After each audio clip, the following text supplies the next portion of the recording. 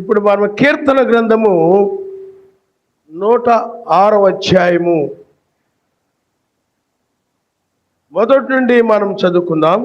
కీర్తన గ్రంథము 106వ అధ్యాయము.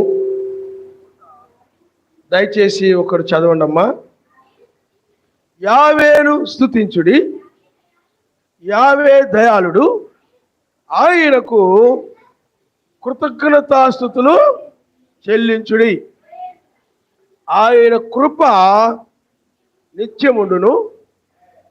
యావే పరాక్రమ కార్యములను ఎవడు వర్ణింపగలడు? ఆయన కీర్తి అంతటిని ఎవడు ప్రకటింపగలడు? న్యాయమును అనుసరించు వారు ఎల్లవేళలా నీతిని అనుసరించి నడుచుకుని వారు ధన్యులు. యావే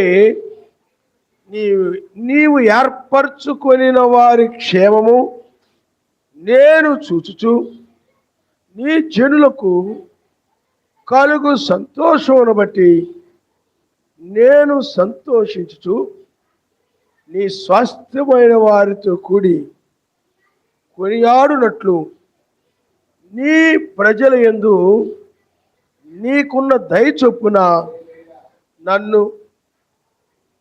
నన్ను జ్ఞాపకమునకు తెచ్చుకొనుము. నాకు దర్శనమిచ్చి నన్ను రక్షింపము. ఆయన నామమున స్తోత్రం. హల్లెలూయా, హల్లెలూయా. వీళ్ళారా, ఇక్కడ చూడండి, ఆయన ఏం చెప్తూ ఉన్నాడనంటే, ఎల్లవేళలా నీతిని అనుసరించి నడుచుకుని వారు ధన్యులు.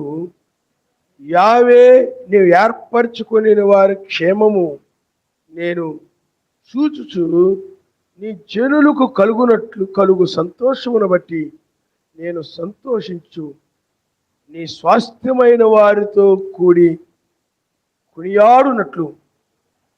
నీ స్వాస్థ్యమైన వారితో అంటే మనమే ఆయన యొక్క స్వాస్థ్యము. నీ స్వాస్థ్యమైన వారితో కూడి ఆయన్ని కొనియాడునట్లు అంటే కూడుకొని ఆయన్ని కొనియాడునట్లు. కాబట్టి ఇక్కడ ఆయన స్వాస్థ్యము అంటే ఏర్పరచబడిన వారే ఆయన ఆస్తి.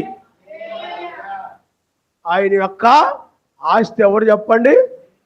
ఆయన ఎవరినైతే ఏర్పరచుకున్నాడో వారే ఆయన ఆస్తి అని, అంటే స్వాస్థ్యం అని బైబిల్ చెప్తా ఉంది. కాబట్టి పిల్లారా, మనమే ఆయన యొక్క స్వాస్థ్యమై ఉన్నాం. ఇక్కడ మనము కూడి ఆయన్ని కొనియాడడానికి, ఆయన్ని ఘనపరచడానికి, ఆయన్ని మహిమపరచడానికి, ఆయన్ని కీర్తించడానికి మనం ఇక్కడ కూడి ఉన్నాం. అయితే ఆయన ఏర్పరచుకొని వారు అంటే ఆయన స్వాస్థ్యం అంటే ఎవరు అనేది మనము, అంటే ఆయన ఏర్పరచుకొని వారంటే ఎవరు? ఈ లోకంలో చాలామంది ఉన్నారు, మమ్మల్ని ఏర్పరచుకున్నాడని చాలా సంఘాలు చెప్తూ ఉంటాయి. చాలా సంఘాల వాళ్ళు ఆ విధంగా అభిప్రాయపడుతుంటారు. మేము ఆయన చేత ఏర్పరచబడిన సంఘమని, లేకపోతే ఏర్పరచబడిన వధువని వాళ్ళు చెప్పుకుంటూ ఉంటారు. కానీ బైబిల్లో ఆయన స్వాస్థ్యము లేకపోతే ఆయన ఏర్పరచబడిన వారి గురించి బైబిల్లో ఆయన ఏం చెప్పాడు? కొన్ని లేఖనాలను రాత్రి మనం చూసి తర్వాత మనము ప్రార్థనలోకి వెళదాం. ఆయన నామమున స్తోత్రం. హల్లెలూయా, హల్లెలూయా. పిల్లారా, బైబిల్ ఏం చెప్తుందంటే, ఒకసారి మనము మత్తయి సువార్త 22వ అధ్యాయము 14వ వచనంలో, కాగా పిలువబడిన వారు అనేకులు, ఏర్పరచబడిన వారు కొందరే. చూడండి, పిలువబడిన వారు అనేక మంది, ఏర్పరచబడిన వారు కొద్దిమంది. శిష్యులను కూడా చాలా మందిని ఆయన పిలిచాడు. కానీ అందుట్లో ఏర్పరచుకునే వాళ్ళు ఎవరు చెప్పండి? 12 మందే. అలాగే ఇజ్రాయెల్ దేశం నుండి 20 లక్షల మందిని పిలిచాడు ఆయన. కానానుకు రమ్మని. కానీ అందుట్లో ఆయన ఏర్పరచుకుని వారు ఎంతమంది చెప్పండి? ఇద్దరే. మరి ఆయన ఏర్పరచుకోవడం అంటే అర్థం ఏంటి?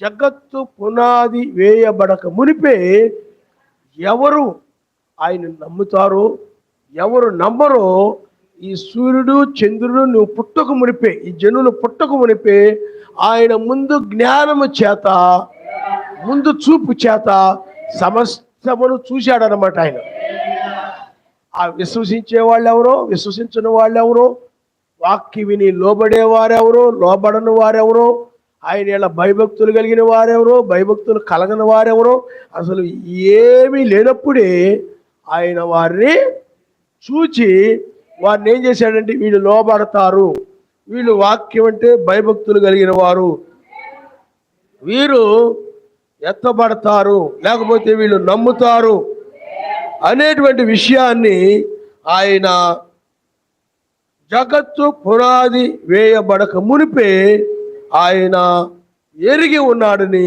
బైబిల్ చెప్తుంది. ఆయన నామమున స్తోత్రం. హల్లెలూయా, హల్లెలూయా. చూడండి, ఎఫెసీయులకు రాసిన పత్రిక 1వ అధ్యాయము 12వ వచనం.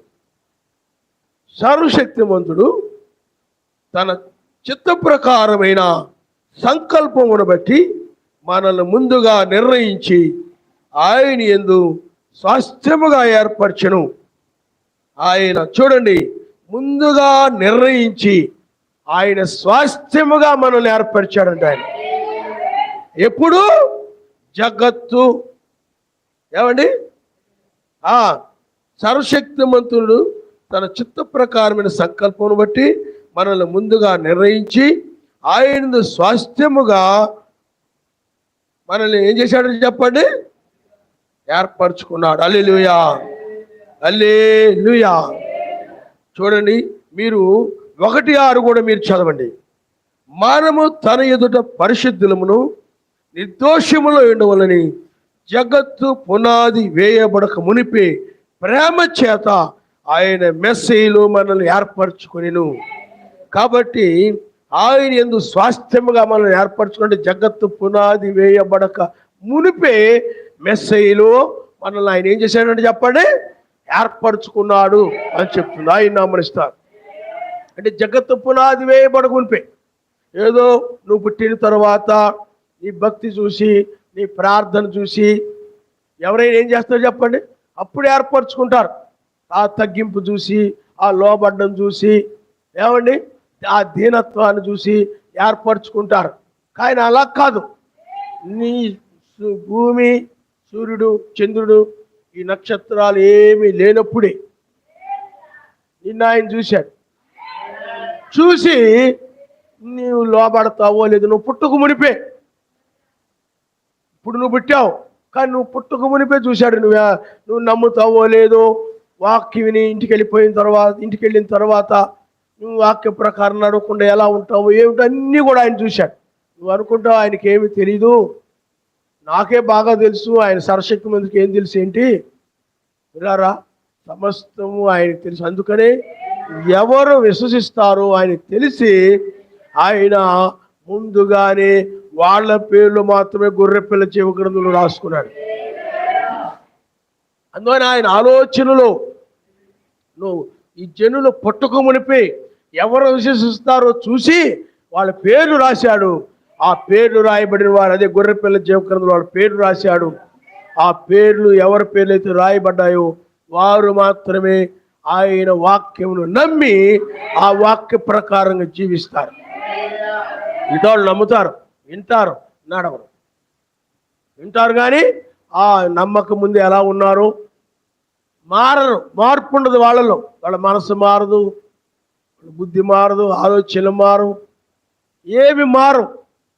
వింటుంటారు, మామూలుగానే ఎప్పుడులాగానే జీవిస్తుంటారు. పాత జీవితమే, క్రొత్త జీవితం జీవించరు. నవీన జీవితం జీవిస్తున్నావంటే నువ్వు మారావని అర్థం అన్నమాట. కానీ ఆ పాత జీవితమే, పాత ఆలోచనలే, పాత బ్రతుకే, పాత విధానంలో నువ్వు ఉన్నావు అని అంటే, నువ్వు మారలేదనంటే నీ ప్రాచీన స్వభావం ఇంకా పోలేదు. ఆయన నందు విశ్వాసం ఉంచిన వారు నూతన సృష్టి అవుతారని బైబిల్ చెప్తుంది. నువ్వు నూతన సృష్టి అవడానికి ఇష్టపట్ల, నువ్వు అలాగే ఉండాలి. అందువల్ల నువ్వు ఆయన ఏమై ఉన్నాడో, నువ్వు మారతావో మారవో అన్నీ కూడా ముందుగానే ఆయన చూశాడు. ఇంకొక వచ్చినాన్ని మనం చూద్దాం. రోమీయులకు రాసిన పత్రిక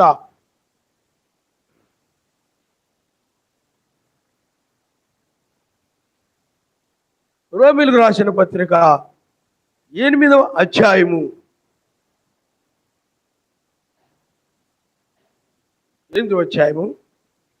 29వ వచనం. ఎందుకనగా తన కుమారుడు అనేక సహోదరులు జ్యేష్ఠుడగునట్లు సర్వశక్తిమంతుడు ఎవరిని ముందుగా ఎరిగెనో. చూడండి, సర్వశక్తిమంతుడు ముందుగా ఎవరిని ఎరిగెనో, ఎవరు మారతారు ఎవరు లోపడతారు ముందుగానే తెలుసు. నీకే ఇంకా తెలీదు, నువ్వు రేపేం జరుగుతుందో నీకు తెలీదు.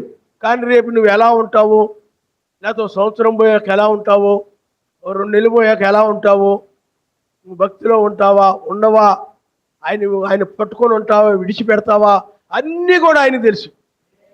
ఇప్పుడు నీకు తెలీదు నెల తర్వాత నువ్వు ఎలా ఉంటావో, కానీ ఆయనకు అన్నీ తెలుసు. ఎప్పుడు తెలుసు? ఇప్పుడే కాదు, జగత్తు పునాది వేయబడక మునిపే ఎరిగి ఉన్నాడు అన్నమాట. ఎవరు గొర్రెలో, ఎవరు తోడేళ్ళు, ఎవరు తోడేలు స్వభావం కలిగిన వారు, ఎవరు గొర్రె పిల్ల స్వభావం కలిగిన వారు, అన్నీ కూడా ఆయన అసలు ఈ సృష్టి అనేది లేనప్పుడే, ఈ జగత్తు అనేది లేనప్పుడే ఆలోచనలు ఆయన చూశాడు. ఆయన నామనిస్తాడు. హల్లెలూయా, హల్లెలూయా. అందువల్ల ఎవరిని ముందుగా ఎరిగెనో, ఏమండి, వారు తన కుమారునితో సారూప్యము గలవారు వారిని ఎవరైతే నీతిమంతులుగా ఉంటారో అన్ని ముందుగానే చూసి ఆ కుమారునితో అంటే మెస్సీతో సారూప్యము కలిగిన వారుగా ఉండడానికి వాళ్ళు నిర్ణయించాడంట. అర్థమైందా? నిర్ణయించాడు. అందుకని నీ గురించి ముందే తెలుసు ఆయనకి. నీ గురించి నువ్వు నమ్ముతావు అనే విషయం ముందుగానే తెలుసు. నమ్మడోళ్ళ గురించి కూడా ముందుగానే తెలుసు ఆయనకి. ఎవరు విశ్వసిస్తారో ఎవరు విశ్వసించరో అన్నీ కూడా ఆయనకి ఎరిగి వాళ్ళని మెస్సీకు సారూప్యము గలవారుగా ఉన్నట్టు వారు నిర్ణయించుకున్నాడంట. స్వాస్థ్యముగా ఏర్పరచుకున్నాడు అనమాట. స్వాస్థ్యముగా ఏం చేశాడు చెప్పండి? ఆయన స్వాస్థ్యముగా ఆయన సొత్తుగా ఏర్పరచుకున్నాడు. హల్లెలూయా. తర్వాత చూడండి, నిర్ణయించను. మరి ఎవరిని ముందుగా నిర్ణయించను వారినే పిలిచాడని అన్నాడు. ఎవరినైతే ఎరిగి ఉన్నాడో మారతారని వాడు నిర్ణయించుకున్నాడంట, వాళ్ళనే పిలిచాడంట. మిగతా వాళ్ళు ఎలా రారని ఆయన తెలుసు. ఎవరు మారతారో ఎవరు మారరు. తల్లి గర్భములో ఉన్నప్పుడే, రెబెకా యొక్క గర్భములో ఉన్నప్పుడే ఏశావు ఎలా ఉంటాడో, యాకోబు ఎలా ఉంటాడో, వాళ్ళ పుట్టుక మునిపి ఆయన ఏం చేశాడు చెప్పండి? తెలుసు, చెప్పాడు ఆయన. అలాగే నువ్వు పుట్టుక మునిపే నువ్వు ఎలా ఉంటావో ఆయనకు తెలుసు. నువ్వు పుట్టాక చెప్పడం కాదు. నువ్వు పుట్టాక ఈ పిల్లడు నల్లగుండాడు, ఎర్రగుంది, అమ్మాయి నల్లగుంది ఎర్రగుంది, పుట్టిన తర్వాత పుట్టక ముందే తెలుసు ఆయన. అందువల్ల ఆయన సర్వశక్తిమంతుడు. హల్లెలూయా, హల్లెలూయా. మరి ఎవరిని ముందుగా నిర్ణయించునో వారిని పిలిచెను. ఎవరిని పిలిచోండి, వాళ్ళని పిలిచాడంట. ఎవరిని పిలిచెను వారిని నీతిమంతులుగా చేసెను. ఎవరి నీతిమంతులుగా తీర్చెను వారిని మహిమపరిచెను. హల్లెలూయా. కాబట్టి ముందుగా ఎవరిని ఎరిగి ఉన్నాడు, ఎవరు నా కోసము ఈ లోకమును సమస్తాన్ని విడిచిపెడతారు ఆయన ముందుగానే తెలుసు. ఎవరు విడిచిపెట్టరో కూడా ఆయన తెలుసు. పాపాన్ని ఎవరు విడిచిపెట్టరు, లోకాశలు ఎవరు విడిచిపెట్టరు, ధనాపేక్షలు ఎవరు విడిచిపెట్టరు, ఇవన్నీ కూడా ఆయన తెలుసు. ఎవరు విడిచిపెడతారో కూడా తెలుసు. 2 రకాలైన మనుషుల్ని ఆయన ఎరిగి ఉండి ఎవరైతే విడిచిపెడతారో వారు లోకాన్ని, పాపాన్ని, చెడుతనాన్ని ఆయన కోసం, అంటే చెడుతనం అంటే అసూయ, గర్వము, ద్వేషము, లోకాశలు, ధనాపేక్ష, కామోద్రేకము, ఏమండి దురాలోచనలు, ద్వేషము, ఇవన్నీ కూడా ఎవరు విడిచిపెడతారో ఎవరు విడిచిపెట్టరు, ఎవరు ప్రేమ కలిగి ఉంటారో సమస్తం కనికరము, జాలి, ప్రేమ, తగ్గింపు, దీర్ఘశాంతము, సహనము, ఇవన్నీ ఎవరు కలిగి ఉంటారో కూడా ఆయనకి తెలుసు. అందుకనే వారిని నిర్ణయించుకుని వారిని ఆయన పిలిచాడని బైబిల్ చెప్తుంది. ఆయన నామనిస్తారు. హల్లెలూయా, హల్లెలూయా. కాబట్టి పిల్లారా, మీరు ఒకసారి మనము 1 కొరింథీయులకు రాసిన పత్రిక 1 కొరింథీయులకు రాసిన పత్రిక 1వ అధ్యాయం 26వ వచనంలో మనం చూద్దాం. సహోదరులారా, మిమ్ములను పిలిచిన పిలుపు చూడుడి. సహోదరులారా, మిమ్మల్ని పిలిచిన పిలుపు చూడుడి. మీలో లోకరీతిన జ్ఞానులైనను, గనులైనను, గొప్ప వంశము గలవారైనను అనేకులు పిలువబడలేదు. కానీ చూడండి, లోకరీతిన జ్ఞానులైనను, గనులైనను, గొప్పవారైను అనేకులు, అది పిలువబడిన వారు అనేక మంది, అనేకులు పిలువబడలేదు. కానీ ఏ శరీరియు సర్వశక్తిమంతుని ఎదుట అతిశయింపకుండునట్లు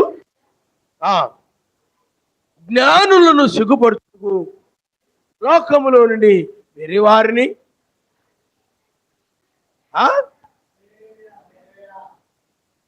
సర్వశక్తిమంతుడు ఎవరు ఏర్పరచుకున్నారంట? లోకరీతిగా వెర్రివారిని, బలవంతులైన వారిని సిగ్గుపరచుటకు లోకములో బలహీనులైన వారిని సర్వశక్తిమంతుడు ఏర్పరచుకుని ఉన్నాడు. ఎన్నికైన వారిని వ్యక్తము చేయుటకు లోకములో నీచులైన వారిని, ధృవీకరింపబడిన వారిని, ఎన్నిక లేని వారిని సర్వశక్తిమంతుడు ఏర్పరచుకున్నాడు. ఆయన నామమునిస్తారు. హల్లెలూయా. అంటే ఎవరిని ఏర్పరచుకున్నాడంటే లోకరీతిగా జ్ఞానము లేని వారిని, లోకరీతిగా బలము లేని వారిని, లోకరీతిగా ఎన్నిక లేని వారిని ఆయన ఏర్పరచుకున్నాడు. వారిని ఆయన పిలిచాడు అని బైబిల్ చెప్తా ఉంది. లోకరీతిగా మాకంతా తెలుసు, లోకరీతిగా నాకు అది తెలుసు, ఇది తెలుసు, నేను యూట్యూబ్లో చూస్తుంటాను, లేకపోతే లోకంలో రాజకీయాలని నాకు తెలుసు, లోకంలో ఆటలని నాకు తెలుసు, లోకంలో పనికి మాలి అన్నీ కూడా నాకు తెలుసు, లోక చరిత్ర అంతా నాకు తెలుసు, అన్నీ నాకు తెలుసు. లోకరీతిగా జ్ఞానము కలిగిన వారిని ఆయన పిలవని. అందుకని లోకరీతిగా జ్ఞానం కలిగిన వారిని ఆయన వాళ్ళకి యొక్క మర్మములు బయలుపరచలేదు. కానీ పసిబోలరు వంటి వారికి, అంటే ఇక్కడ పిలిచిన వాళ్ళు ఎవరంటే పసిబోలరు వంటి వారు, అంటే లోకరీతిగా జ్ఞానము లేనివారు, బలము లేనివారు, ఎన్నిక లేనివారు, పసి పిల్లల వంటి వారిని ఆయన పిలిచాడు అనమాట. లోకరీతిగా జ్ఞానము, నాకు ధన బలం ఉంది, ఖండ బలం ఉంది, జన బలం ఉంది, నాకు ఆ జ్ఞానం ఉంది, ఈ జ్ఞానం ఉంది, నాకు ఆ ఎన్నిక ఉంది, ఈ ఎన్నిక ఉంది, నేను దాంట్లో ఎన్నిక చేయబడ్డాను, దీంట్లో ఎన్నిక చేయబడ్డాను, ఏమండి నేను ఆ యొక్క కుల పెద్దగా ఎన్నిక చేయబడ్డాను, మత పెద్దగా ఎన్నిక చేయబడ్డాను, కార్పొరేట్గా ఎన్నిక చేయబడ్డాను, దానికి ఎన్నిక ఇలాంటి వాళ్ళని పిలవలే ఆయన. మీకు అర్థమైందా? ఎన్నిక కలిగిన వారిని పిలవలేదు, ఎమ్మెల్యేగా ఎన్నిక అలాంటి వాళ్ళని పిలవలే ఆయన. లోకరీతిగా ఎన్నిక చేయబడిన వాడిని ఆయన పిలవలేదు. అంటే లోకరీతిగా జ్ఞానం లేని వారు చిన్నపిల్లలు వంటి వారు. లోకరీతిగా బలహీనులు ఎవరు అంటే, బలహీనులు అంటే చిన్నపిల్లలే, వాళ్ళు ఆయన మీద ఆధారపడేటువంటి వారు. లోకరీతిగా బలహీనులు, బలము కలిగిన వాడితే ఆధారపడ్డం. అందుకే ఒక విధంగా చెప్పంటే అది గొర్రె పిల్ల యొక్క స్వభావం. గొర్రెకి తెలివి ఉండదు, జ్ఞానం ఉండదు, గొర్రెకి బలం ఉండదు, బలహీనమైంది అది. గొర్రెగా ఎన్నిక లేనిది, దాన్ని ఎవరు కూడా ఒక నాయకుడిగా ఎన్నుకోరు, అది కాపరిని వెంబడిస్తుంది అనమాట. అది అందువలన ఆ గొర్రె, ఆ చిన్న పిల్లలు ఎలాగో గొర్రె స్వభావం కూడా అంతే. ఒక విధంగా చెప్పాలంటే లోకరీతిగా జ్ఞానము లేని వారు, బలము లేని వారు, ఎన్నిక లేని వారు, జ్ఞానము లేని వారు అంటే ఆయన దగ్గర నేర్చుకునేటువంటి వారు. అంటే పసి బోలరు వంటి వారికి ఆయన ఆ జ్ఞానం కలిగిన వారికి బయలుపరచడు. ఇప్పుడు మత్స్య సంఘాలకు బయలుపరచడు. ఎందుకంటే వాళ్ళు ఆ యొక్క బైబిల్ ట్రైనింగ్లు చేసి, ఆ ట్రైనింగ్లు చేసి, ఈ ట్రైనింగ్లు చేసి, ఆ యూట్యూబుల్లో ఈయని ఆడి ప్రసంగాలని, వీడి ప్రసంగాలని, ఆ జ్ఞానం అంతా ఆ మత్స్య సంఘాల్లో ఉన్న జ్ఞానంతో లోక జ్ఞానం. అది తీర్థం అనేది ఏ జ్ఞానము? లోక జ్ఞానం. ముగ్గురు దేవుళ్ళు ఎవరిది? లోకస్తుది. అలాంటివన్నీ కూడా చూసి ఆ జ్ఞానం అంతా కలిగి ఉండి ఆ జ్ఞానం కలిగిన వాడు ఏమి నేర్చుకోడు. నాకు అంతా తెలుసు అనుకుంటాడు, నాకు ఎవరేం చెప్పక్కర్లేదు అనుకుంటారు. అందువల్ల జ్ఞానము కలిగిన వారికి ఆయన ఏమి బయలుపరచుకోడు. జ్ఞానము లేని వారంటే నేర్చుకునేటువంటి వారు బలహీనులు, అంటే ఆయన మీద ఆధారపడతాడు. బలహీనుడు గొర్రె బలహీనమైంది కాబట్టి కాపరి మీద ఆధారపడుతుంది. కానీ తోడేలు బలమైంది కాబట్టి దేని మీదైనా దాడి చేసి దేని మీదైనా తిరగబడి లేకపోతే దేని మీదైనా పడి తినేస్తారన్నమాట. అది బలం కలిగింది. నోటి బలం ఉంది, కండ బలం ఉంది, లోక జ్ఞానం బలం ఉంది, అన్ని రకాలుగా బలంగా ఉండదు. కాబట్టి అది పిల్లారా అది ఏం చేస్తా చెప్పండి? గొర్రెల మీద దాడి చేసి తినేస్తానమాట. అది కానీ గొర్రెపిల్ల దాడి చేయలేదు. గొర్రెపిల్ల ఏం చేయలేదు చెప్పండి? బలి అయిపోతాయి. మెస్సి ఏమైపోయాడు చెప్పండి? ఆ తోడేలన్నీ ఆయన మీద పడి సిలువేసాయి. ఏమైపోయాడు ఆయన? బలి అయిపోయాడు. ఏమైపోయాడు చెప్పండి? నీతిమంతులు అలా ఉంటారు. నీతిమంతులు ఏమవుతుంది? అందుకని నీతిమంతుడు బైబిల్ చెప్తుంది ఆయన వాళ్ళని ఎదిరించలేదన్నది బైబిల్. కాబట్టి పిల్లారా ఆ విధంగా గొర్రె పిల్ల, చిన్న పిల్లలు, శిశువులు వంటి వారిది ఆయన రాజ్యం అని బైబిల్ చెప్తా ఉంది. అలాంటి వాళ్ళని ఏర్పరచుకున్నాడు ఆయన. లోకృత జ్ఞానం కలిగిన వారిని చూసా వీడి సుందరాలకు మంచి జ్ఞానం ఉందిరా. చాలామంది లేకపోతే క్రీస్తు సంఘం వాళ్ళకి ఆ యొక్క ఎవరో ఉన్నారు, ఆ విజయ్ కుమార్ అనే వాడికి లేకపోతే విజయ భాస్కర్ రెడ్డి లేకపోతే విజయ్ కుమార్ ఎవరో ఉన్నారు. అది సరిగ్గా నేను గమనించట్లేదు పేరు. వాళ్ళకి మంచి జ్ఞానం ఉందిరా, లేకపోతే సతీష్ కుమార్కి మంచి జ్ఞానం ఉంది ఏమండి. అలాగా ఆయన వాళ్ళని పిలవలేదు, ఆయన ఏర్పరచుకోలేదు. ఆయన ఎవరిని ఏర్పరచుకున్నాడు చెప్పండి? ఏమి తెలియని వారిని. ఆ రోజుల్లో పరిచయులు, సద్వికయులు, ప్రధాన యాజకులు అందరూ ఉన్నారు. వాళ్ళకి లోతు రీతిగా జ్ఞానం ఉంది, బలం ఉంది, ఆ ప్రజల్లో ఒక గుర్తింపు ఉంది, ఒక ఎన్నిక ఉంది. అయితే వాళ్ళని పిలవలేదు. కానీ పేతురు అటువంటి వాళ్ళకి ఏమి తెలియదు, బైబిల్ జ్ఞానం లేదు, ఏమి తెలియదు. అంటే ధర్మశాస్త్రాల గురించి ఏమి తెలియదు. బైబిల్ అంటే ధర్మశాస్త్రాల గురించి ఏమీ తెలియదు. అలాంటి వారిని పిలుచుకున్నాడు ఆయన. హల్లెలూయా, హల్లెలూయా. అందుకని బలహీనులను, ఎన్నిక లేని వారిని వాళ్ళే ఆయన స్వాస్థ్యము, వాళ్ళని ఆయన ఏర్పరచుకున్నాడు. వీళ్ళనే జగత్తు పునాది వేయబడకుని ముందుగా చూశాడు ఆయన. గొర్రె పిల్ల లాంటి వారు, చిన్న పిల్లల వంటి వారు. చిన్నపిల్లలు ఏం చెప్తే దాన్ని ఏం చేస్తారు చెప్పండి? నమ్ముతారు, విశ్వసిస్తారు. ఈ లోకవంతం కాకపోతే నమ్ముతారు. వాళ్ళు చిన్నపిల్లలు ఏదైనా చెప్తే వాళ్ళు ఏం చేస్తారు చెప్పండి? వాళ్ళకి ఇంకే జ్ఞానం ఉండదు కాబట్టి వాళ్ళు ఏది చెప్పినా నమ్ముతారు. అలాగే మనం కూడా చిన్నపిల్లల వలె ఆయన వాక్యాన్ని, ఆయన లేఖనాల కాలాన్ని, సమస్తాన్ని కూడా మనం నమ్ముతాము. కాబట్టి అందువల్లే మనల్ని జగత్తు పునాది వేయబడకునిపి ఆయన ఏర్పరచుకున్నాడు. కాబట్టి మనం ఏమైనా చెప్పండి, ఆయన మనల్ని నిర్ణయించుకున్నాడు. ఆ గొర్రె పిల్ల జీవగ్రంథంలో మన పేరు రాసి ఆయన ఎవరు నిర్ణయించుకున్నాడు, ఎవరు పేరు రాసుకున్నాడు వాళ్ళనే ఆయన పిలిచాడు. ఆ పిలువబడిన వారునే ఏర్పరచబడిన వారు. వాళ్ళు లోకరీతికి జ్ఞానం కలిగిన వారు, ఎన్నిక కలిగిన వారు, లోకరీతిగా బలము కలిగిన వారు కాదు. కానీ లోకరీతిగా బలహీనులు, ఎన్నిక లేని వారు, ఏమండి జ్ఞానము లేని వారు. అందుకనే వాళ్ళ ద్వారా ఆయన లోకరీతి జ్ఞానము కలిగిన వారిని, లోకరీతిగా బలము కలిగిన వారిని, లోకరీతిగా ఎన్నిక కలిగిన వారిని సిగ్గుపరిచాడు ఆయన. నామనిస్తారు మోషే ఉన్నారు, లోకరీతిగా ఏ జ్ఞానం లేదు, అంతా పోయింది. ఒకప్పుడు జ్ఞానం కలిగిన వాడే ఐగుప్తు దేశంలో ఉన్నప్పుడు. ఐగుప్తు పాండిత్యం అంతా తెలుసు, మంచి బలము కలిగిన వాడే, ఎన్నిక కలిగిన వాడే. ఆ పూర్వ తర్వాత ఇతడే రాజురా అని ఒక ఎన్నిక ఉంది అతడికి. కానీ కానీ సర్వశక్తిమంతుడు అక్కడి నుండి మోషేని వేరు చేశాడు ఆయన. అతడు వేరైన తర్వాత లోక జ్ఞానం అంతా అతడికి పోయింది. లోక బలము లేదు, లోక ఎన్నిక లేదు.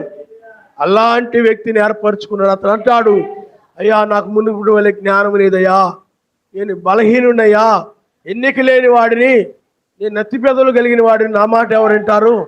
ఇంకెవరైనా పంపు అంటే మోషేతో ఆయన అంటాడు, నేను నోరిచ్చిన వాడెవరు? కన్నులు ఇచ్చిన వాడు నేనే కదా, నువ్వు వెళ్ళు.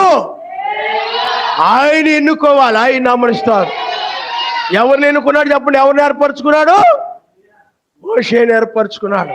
అంతేగాని ఈనాడు చాలా మంది ఆయన పిలుపు, ఆయన ఎన్నిక చేసుకోవడం ఏముండదు. చాలా మంది వాళ్ళకి ఏదో బోధించాలని ఆశ ఉంటుంది, బైబిల్ ట్రైనింగ్ చేస్తున్నారు, సేవకులు అయిపోతున్నారు, పాస్టర్లు అయిపోతున్నారు, అన్ని అబద్ధ బోధలు చేస్తున్నారు, దుర్బోధలు చేస్తున్నారు. కరెక్ట్గానే బోధిస్తున్నాం అనుకున్నారు అందరూ. క్రీస్తు వాళ్ళు కరెక్ట్గా బోధిస్తున్నాం అనుకున్నారు, సతీష్ కుమార్ కరెక్ట్గానే బోధిస్తున్నారు, శ్యామ్ కిషోర్ కరెక్ట్గానే, దినకర్ సంఘాలు కరెక్ట్గానే, అందరూ కరెక్ట్గానే వినడానికి చాలా చక్కగా. చివరికి ఆడవాళ్ళు కూడా తయారైపోయారు. జానీ వెస్లీ గారి భార్య బోధిస్తుందంట, చాలా బాగుంటుందంట అంటున్నారు, మగాళ్ళు అంటున్నారు. కాబట్టి పిల్లారా, ఆ విధంగా వాళ్ళకు కూడా బోధించాలని వ్యామోహం ఉంటుంది, కోరిక ఉంటుంది. దాన్ని బట్టి ఏం చేస్తుంటారు చెప్పండి? ఆ విధంగా సేవలకు జ్వరపడిపోతుంటారు, తప్పుడు బోధలు చేస్తూ ఉండి అనేక మంది నరకాన్ని నడిపిస్తుంటారు అన్నమాట. వాళ్ళు ఎన్నిక చేయబడిన వారు కాదు. ఎవరిని ఎన్నుకున్నాడు చెప్పండి? ఏమీ తెలియనటువంటి ఆయన ఎన్నిక ఎప్పుడు కూడా ఏమీ తెలియనటువంటి, జ్ఞానం లేనటువంటి, ఎన్నిక లేనటువంటి ఆ మోషేని ఎన్నుకొని ఐగుప్తు దేశానికి పంపించి, ఆ జ్ఞానము కలిగిన వారు ఐగుప్తులో జరిగిన గొప్ప కార్యాలకు ఏమైపోయారు చెప్పండి? సిగ్గుపరచబడ్డారు. బలవంతులంతా ఏమైపోయారు? మోషేలో ఉన్నవాడు బలవంతుడు, ఆ బలం ఎదుటి వాళ్ళు అందుకు సిగ్గుపరిచాడు. బలహీనులను, ఎన్నిక లేని వారిని, జ్ఞానం లేని వారిని ఏర్పరచుకొని లోకరీతిగా జ్ఞానం కలిగిన వారిని, ఎన్నిక కలిగిన వారిని, లోకరీతిగా బలము కలిగిన వారిని ఐగుప్తు దేశంలో సిగ్గుపరిచాడు వాళ్ళందరూ కూడా. మరి దావీదు ఉన్నాడు, తన సహోదరులందరిలో కూడా అతడు ఎన్నిక లేనివాడు, బలహీనుడు, జ్ఞానము లేనివాడు. తన సహోదరులు అయితే అందరూ కూడా జ్ఞానం ఉంది, బలం ఉంది, ఎన్నిక ఉంది. అంటే ఎన్నిక చేయబడ్డారు వాళ్ళందరూ కూడా సౌలు రాజు దగ్గర సైనికులుగా గొప్ప ఎన్నిక కలిగిన వారుగా ఉన్నారన్నమాట. కానీ దావీదైనట్లయితే ఏ ఎన్నిక లేనివాడు, యుద్ధము చేయడానికి కూడా ఏ బలం లేదు, యుద్ధం ఎలా చేయలే జ్ఞానం లేదు. కానీ దావీదును ఆయన ఎన్నుకున్నాడు, ఆయన నామనిస్తారు. అందుకని ఆయన ఏర్పరచుకునే వాళ్ళు ఎలాంటి వాళ్ళు చెప్పండి? లోకరీతిగా జ్ఞానం లేనివారు, ఎన్నిక లేనివారు, బలహీనుల్ని ఆయన ఏర్పరచుకుంటాడు. ఎందుకంటే వాళ్ళు ఆయన మాట వింటారు. ఆ జ్ఞానం కలిగిన మాట వినడు. నాకు తెలుసని ఏమండి, మాటకు లోబడ్డతడు, మాట వినడు. జ్ఞానము ఏమండి, జ్ఞానము కలిగిన లోకరీతిగా జ్ఞానం కలిగిన వాడు లోక జ్ఞానాన్ని బట్టి పోవాలని చూస్తుంటాడు. లోకరీతిగా బలము కలిగిన వాడు వినడు, మాట వినడు. అందుకని ఆయన మాట వినాలంటే చిన్న పిల్లల వంటి వారిని దావీదును చూడండి. అతడు ఏ జ్ఞానము, బలము, ఎన్నిక ఏమీ లేదు. కానీ అతన్ని ఏర్పరచుకొని సర్వశక్తిమంతుడు అతనికి జ్ఞానాన్ని ఇచ్చాడు. జ్ఞానములు ఎందుకనే పసిపిల్లల వారే నేర్చుకొని జ్ఞానం పొందుతారు. అందుకని నేర్చుకునే వారిని పిలుస్తాడు ఆయన జ్ఞానాన్ని. నాకు తెలుసునేవాడిని పిలవడం. మీకు అర్థమైందా? ఏమి నేర్చుకోడు కాబట్టి ఆయన దగ్గర ఏమి నేర్చుకోడు. నాకు తెలుసులే అనుకుంటాడు, నాకు తెలుసు అనిపించుకోవాలనుకుంటాడు అందరి చేత. అలాంటి వాడిని పిలవలేదు ఆయన. ఏమి తెలియని దావీదుని పిలిచి లోకరీతిగా బలము కలిగిన పిల్లారా, అలాగే లోకరీతిగా జ్ఞానము కలిగిన ఆ ఫిలిష్తీయుల ఎదుట లోకరీతిగా ఎన్నిక కలిగినటువంటి, ఎన్నిక చేయబట్టి పంపబడ్డాడు ఆ గొల్యాతు. అలాంటి వారందరూ కూడా దావీదు ఎదుట సిగ్గుపరచబడ్డారు. అరే జ్ఞానం లేనివాడురా, ఎన్నిక లేనివాడురా, బలహీనుడురా, కానీ ఇతడు కాదు, ఇతడు వెనక ఆయన ఉన్నాడు అని వాళ్ళకి ఇది ఆయన వల్ల జరుగుతున్నదే తప్ప మోషే వల్ల కాదు, దావీదు వల్ల కాదు, పేతురు వల్ల కాదు. అందుకని అలాంటి వాళ్ళని ఏర్పరచుకుంటే ఆయన ఘనత పొందుతాడు, ఆయన నామనిస్తాడు. హల్లెలూయా. అదే గనక జ్ఞానం కలిగిన వాడిని, ఎన్నిక కలిగిన వాడిని, బలము కలిగిన వాడిని ఏర్పరచుకున్నాడు అనుకోండి, ఆయనకు మహిమ రాదు, ఆయన ఘనత రాదు. అందరూ ఏమనుకుంటారంటే ఇతడు జ్ఞానం కలిగిన వాడురా, బలము కలిగిన వాడురా, ఎన్నిక కలిగిన వాడురా.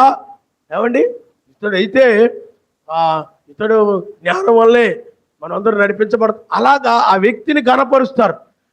ఎప్పుడు కూడా మనుషులు ఎదుట మనం ఘనపరచబడాలని కోరుకోకూడదు. మనల్ని గొప్పగా చూడాలని కోరుకోకూడదు. మనల్ని ఎప్పుడు కూడా ఒక దాసులుగా చూడాలని కోరుకోవాలి. హల్లెలూయా, హల్లెలూయా.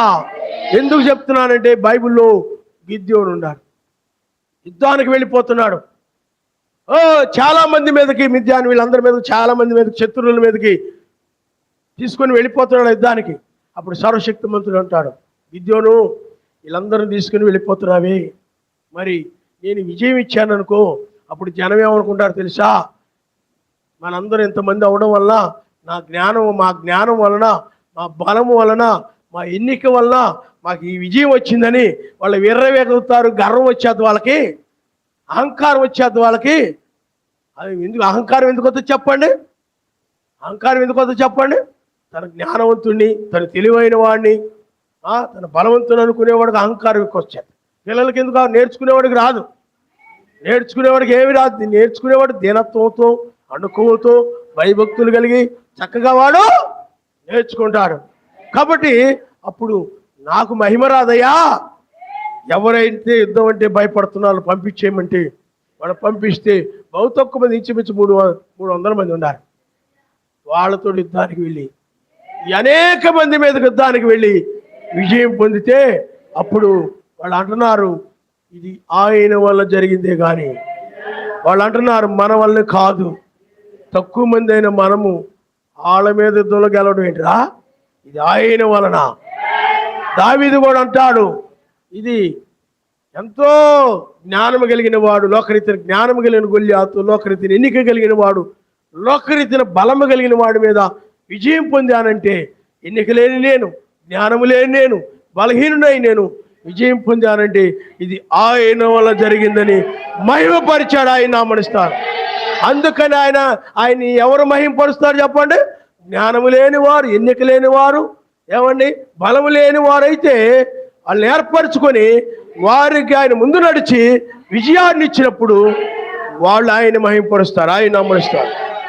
హల్లెలూయా. అదే గనక బలవంతుణ్ణి, జ్ఞానము కలిగిన వాడిని, ఎన్నిక కలిగిన వాడిని కనుక ఆయన ఎన్నుకుంటే, అతడు యుద్ధానికి పంపిస్తే అతడు అనుకుంటాడు, ఇదిగో గొల్యాతుని నేను నా బలం వల్ల, నా జ్ఞానం వల్ల, నా ఎన్నిక వల్ల జయించాను, ఇది నా గొప్పతనం. గర్వం వచ్చింటాడు, తను ఇచ్చించుకుంటాడు, అహంకారంగా ఉంటాడు. ఏమండి అలాంటి వాళ్ళని ఆయన పిలవడం. ఎందుకంటే తమ్ముడు తాము హెచ్చించుకుంటారు తప్ప ఆయన కనపరచురాళ్ళు, ఆయన మహింపరచుది. ఆయన వల్ల నాకు విజయం వచ్చింది అనడం. మా జ్ఞానం వల్ల, మా బలం వల్ల, నా కండల వలన, నేను ఆ యూట్యూబుల్లో లేకపోతే వాటిలో వీటిలో నేను నేర్చుకున్నటువంటి ఆ బైబిల్ వాటికి సంబంధించిన వాటి వల్ల, ఆ జ్ఞానం వల్ల నాకు విజయం వచ్చింది అనుకుంటాడు. అది ఆయన వల్ల వచ్చింది అనుకోడు. అందుకని లోకరీతి జ్ఞానం కలిగిన వాడిని కనుక పిలిస్తే, ఎన్నిక కలిగిన వాడిని పిలిస్తే, బలవంతుని పిలిస్తే అతడు నా జ్ఞానం వల్ల, నా బలం వల్ల నేను నడిపిస్తున్నాను, నేను జ్ఞానం వల్ల నడిపిస్తున్నాను, నేను నడుస్తున్నాను అనుకుని గర్వం వచ్చేస్తాను. అందుకని అలాంటి పిలవడం, అలాంటి ఏర్పరచుకోడు. అందుకని ఆయన ఏర్పరచుకున్న వాళ్ళు ఎవరనంటే ఎన్నిక లేని వారు, ఆయన నమ్మనిస్తారు. హల్లెలూయా. బలము లేని వారు, బలహీనుల్ని ఇప్పుడు నన్ను ఆయన పరిచర్యకు పిలిచాడు. బైబిల్ అంటే తెలియదు, మీకు అర్థమవుతుందండి? సేవ అంటే తెలీదు. దావీదు పరిస్తే, దావీదుకి గొర్రెలు కాసుకునేవాడు, యుద్ధం అంటే ఏంటి తెలియదు, కానీ గేదెలు కాసుకుంటూ, ఏమండి లేకపోతే ఏదో పొలం పనులకు వెళ్తూ, ఏమండి లేకపోతే ఒక బైబిల్ గురించి తెలీదు, ఒక సంఘానికి వెళ్ళడం లేదు, ఏ సంఘానికి వెళ్ళలేదు. బాప్తిజం పొందడం, మత్స్య అన్య సంబంధం వాటిలో నుండి ఆయన్ని తెలుసుకోవడం మొట్టమొదట. ఆ తర్వాత ఇంక ఏ సంఘానికి వెళ్ళలేదు. ఒక్కసారి వెళ్తే, అది కూడా వెళ్ళొద్దని సర్వశక్తులు చెప్పాడు. ఒక్కసారి అతను బలవంతం చేశాడు రమ్మని, వెళ్ళాను అంతే తప్ప ఎక్కడ ఏమీ నేర్చుకోలేదు. దీని గురించి ఎవరి దగ్గర నేర్చుకోలేదు, ఎవరి దగ్గర.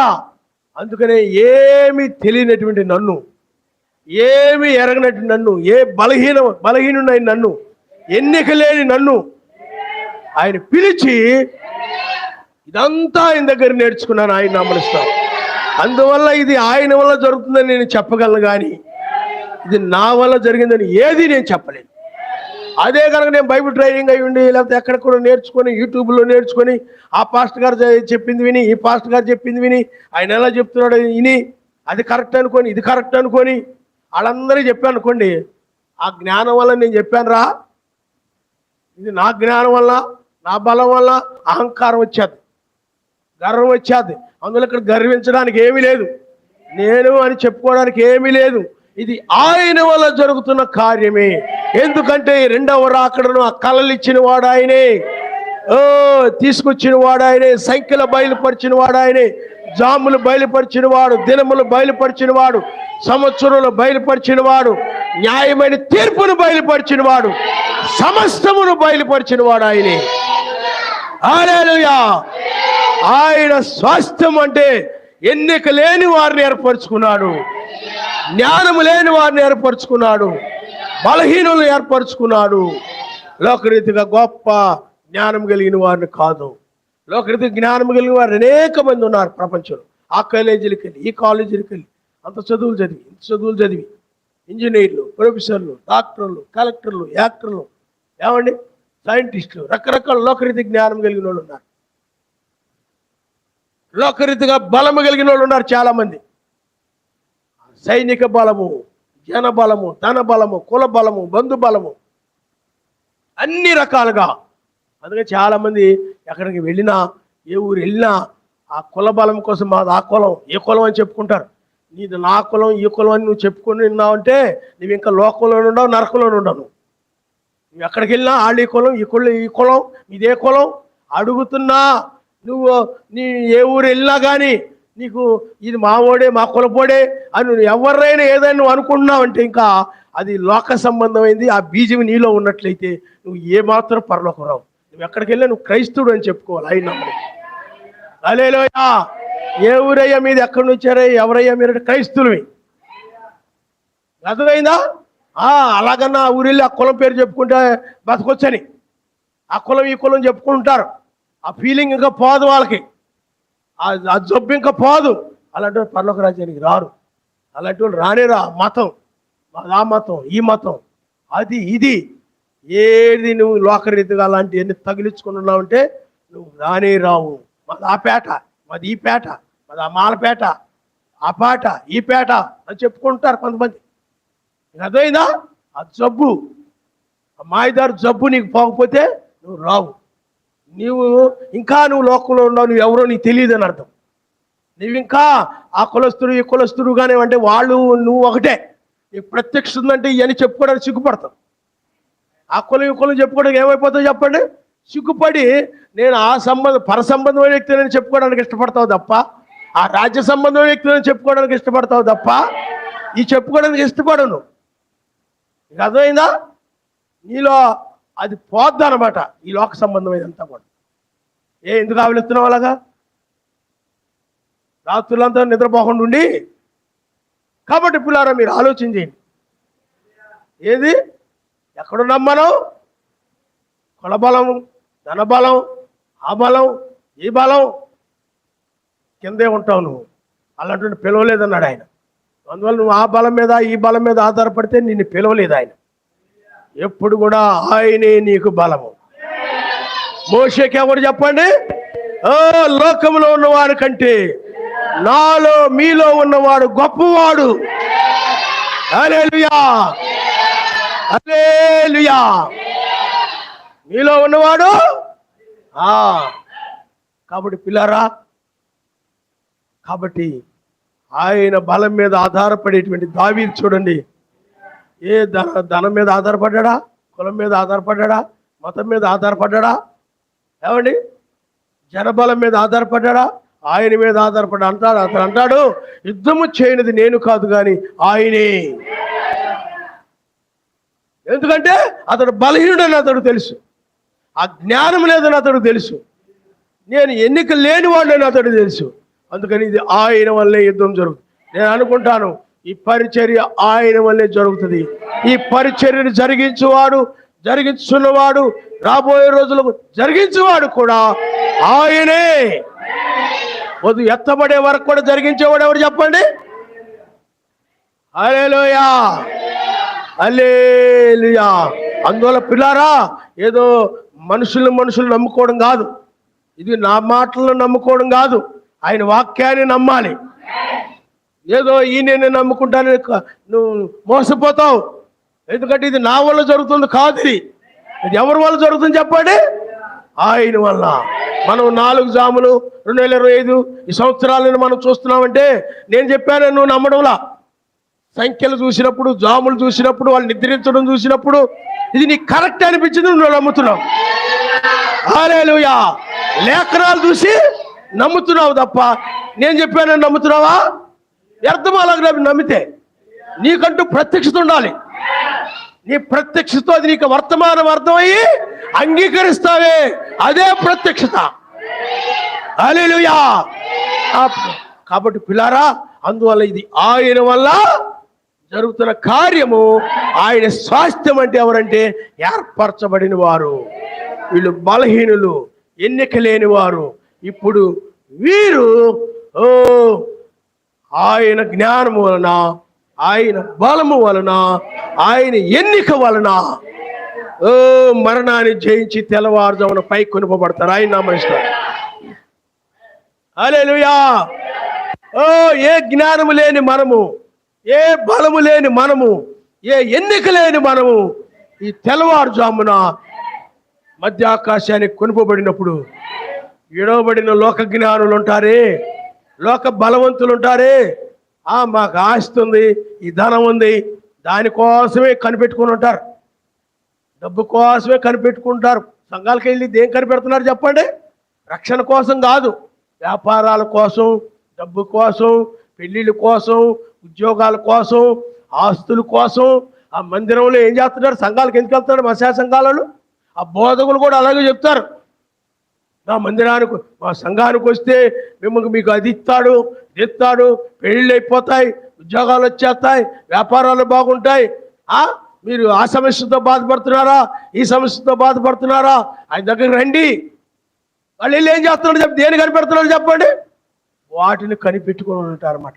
ఎప్పుడు మనకు ఆయన ఇస్తాడా, ఎప్పుడు మనకు ఆశీర్వాదం కలుగుతా, ఎప్పుడు మన వ్యాపారం వృద్ధి చెందుతా, ఎప్పుడు ధనవంతులు అయిపోతామా, ఎప్పుడు పెళ్ళిళ్ళు అయిపోతాయా? ఏమండి? వాటి కోసం కనిపెడుతున్నారు. మనము దాని గురించి కాదు, ఆయన రక్షణ కొరకు మనం కనిపెట్టాము. రక్షించడానికి ఆయన వచ్చి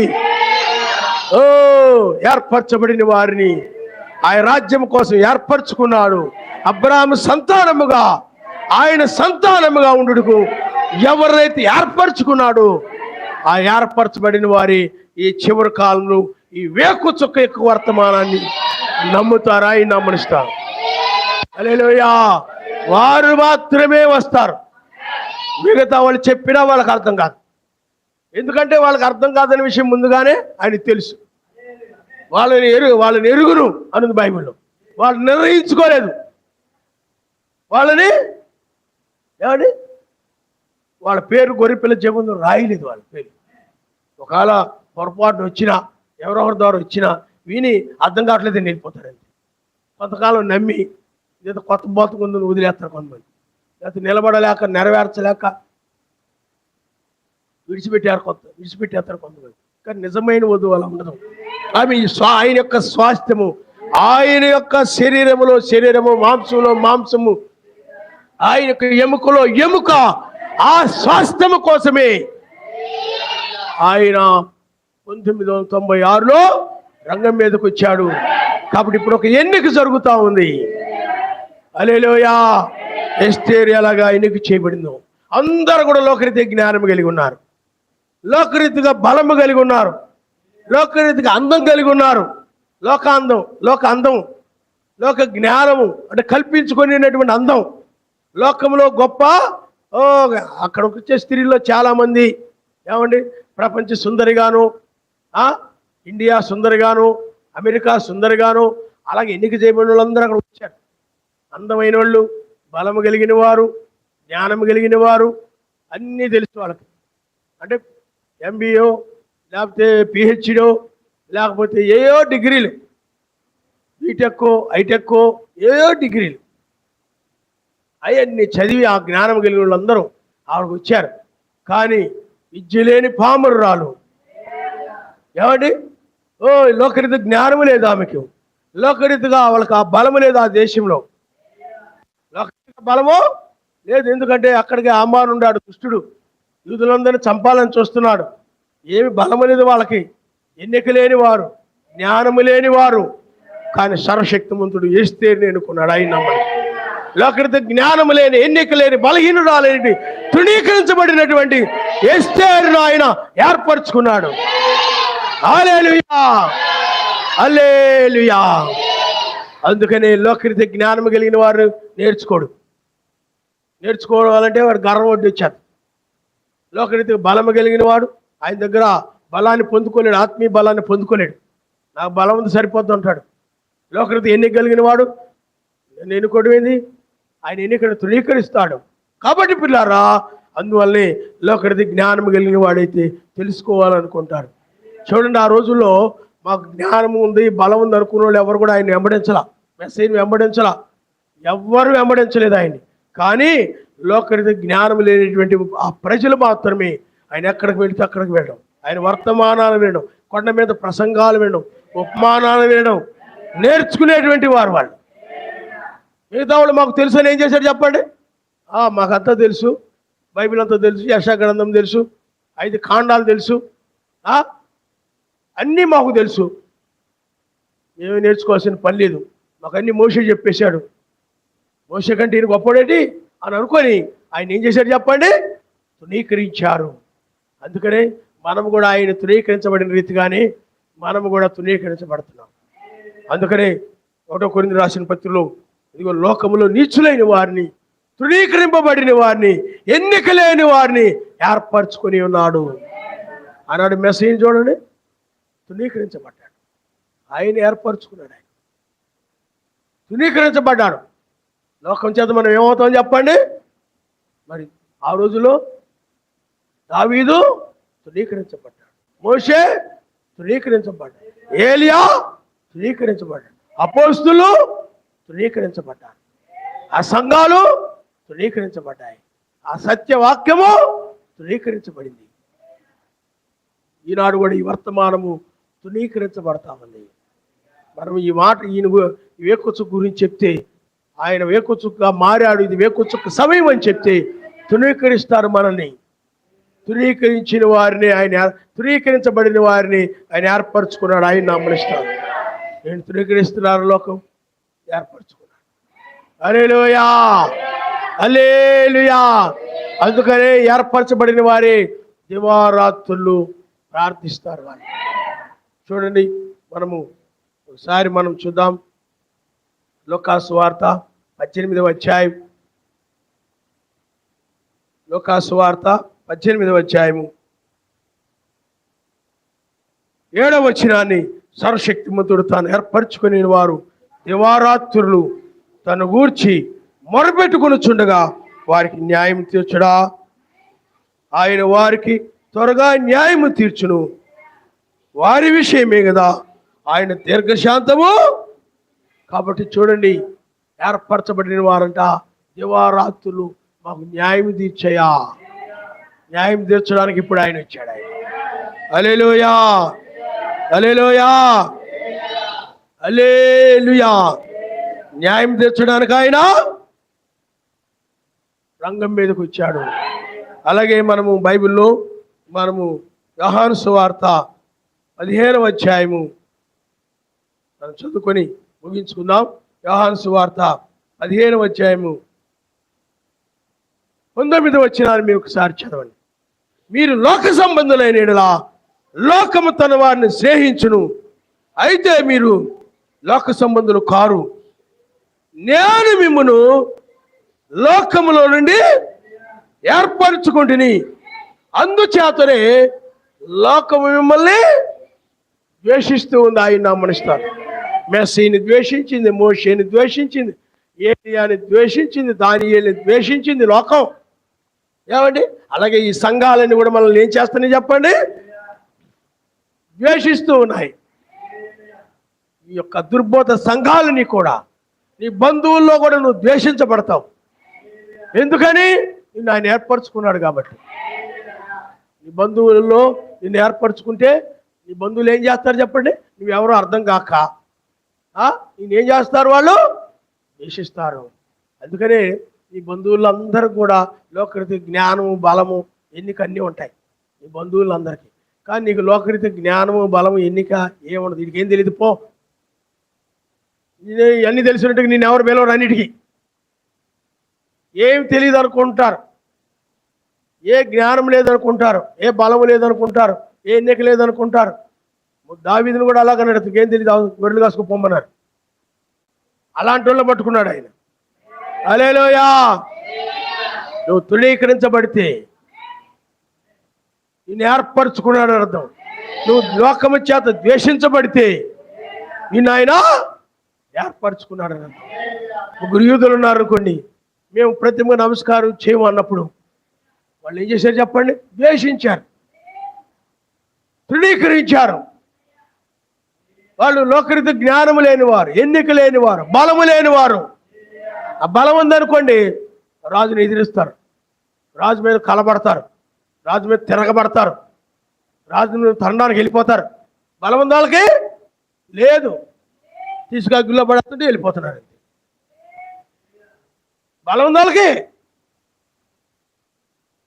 అందుకని బలహీనులే హింసలు, శ్రమలు, కష్టాలు, అగ్నిలో పడవేయడం, సింహాలు గుహలో పడేయడం జరుగుతుంది. బలవంతులు ఆ విధంగా చేస్తారన్నమాట. బలహీనులు చేయరు. బలహీనులు హింసించబడతారు, శ్రమ పట్టబడతారు, ఆ విధంగా తృణీకరించబడతారు. అలాగా అగ్నిలో పడవేయబడతారు, సింహాల గుహలో పడేయబడతారు, శ్రమలు పెట్టబడతారు, సిలువ వేయబడతారు. ఆ విధంగా బలహీనులు అయ్యారు. కానీ వాళ్ళు మరణాన్ని జయించి తిరిగి లేచారు. బలవంతులు ఏం చేస్తారంటే వాళ్ళు లోక జ్ఞానము, బలము అన్నీ ఉంటాయి కాబట్టి నీతిమంతులు హింసించడము, శ్రమ పెట్టడము, కొట్టడము, అగ్నిలో పడేయడము, సింహాల గుహలో పడేయడము, ముళ్ళ కిరీటం పెట్టడం, కొడా దెబ్బలతో కొట్టడం, శిలువ భుజాన్ని పెట్టడం, ఏదైనా హింసలు, శ్రమలు, నిందలు ఇవన్నీ పెట్టేవాళ్ళు ఎవరంటే లోకరీతి జ్ఞానం కలిగిన వారు, బలము కలిగిన వారు, ఎన్నిక కలిగిన వారు. వాళ్ళే పెట్టారు ఇవన్నీ. బైబిల్లో మనము యొక్క యెజెబెలు గురించి, ఆహాబు గురించి మనం చూస్తుంటాం. యెజెబెలు, ఆహాబు, నాబోతు ద్రాక్ష తోట ఆహాబు యొక్క కోటకు ఆనుకొని ఉంది ఆ ద్రాక్ష తోట. అడిగాడు ఎవరు? ఆహాబు, నాబోతు ఆ ద్రాక్ష తోట నాకు ఇవ్వయ్యా, నేను ఎంత డబ్బుగా ఉంటే అంత ఇస్తాను, ఉచితంగా ఏవద్దు. అబ్రాహాము గారు కూడా ఉచితంగా ఏది తీసుకునేవాడు కాదు. ఇంక అర్థమైందా? తన భార్య అయిన శారా చనిపోయినప్పుడు, నిద్రించినప్పుడు, అయ్యా నువ్వు మా మధ్య రాజు వలె ఉన్నావు, తీసుకుంటే వద్దు అని ఎంతో కొంత ఇచ్చి దాన్ని తీసుకున్నాడు. ఆయన నమ్మనిస్తాడు. హల్లెలూయా, హల్లెలూయా. ఇక్కడ చూడండి, అక్కడ నాబోతు అతడు బలహీనుడు, కానీ ఆహాబు బలవంతుడు.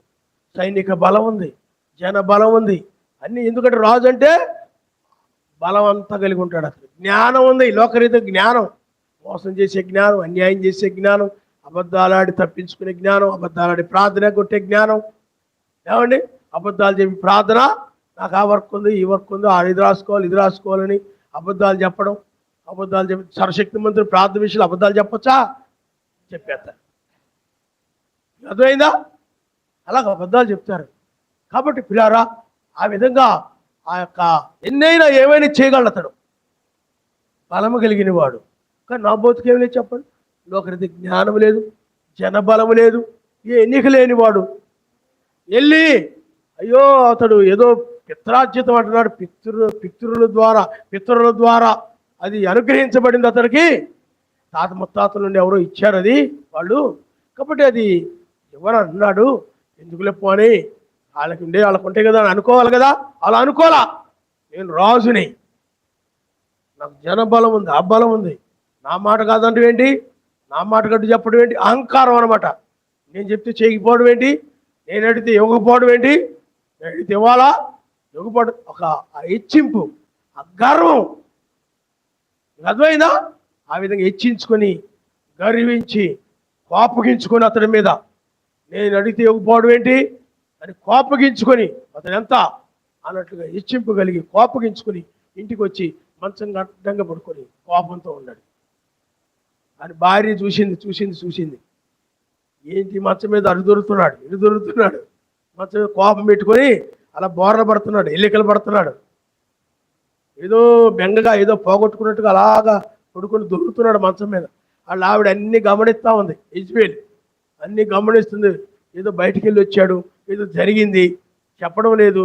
అడు దొరుకుతున్నాడు, ఇడు దొరుకుతున్నాడు, అటు తిరగబడుతున్నాడు అన్ని గమనిస్తూ ఉంది. నువ్వు కూడా కొన్నిసార్లు ఇంట్లో గమనిస్తుంటావు. ఏమండి, మీరు గమనిస్తుంటారు ఇళ్లలో కొంతమందిని ఆ విధంగా ఏదైనా అలా కోపం పెట్టుకొని మూతి ముడుచుకొని ఉంటే మాట్లాడరు, మూతి ముడుచుకొని ఉంటారు. ఏం అడిగినా జవాబు చెప్పరు, అంటారు తప్ప అది చేద్దాం ఇది చేద్దాం అంటారు కదా, సరిగ్గా సమాధానం చెప్పరు. మనసులో పెట్టుకొని ఏం చేస్తారు చెప్పండి? కక్కర అన్నమాట, అంటుంటారు అన్నమాట.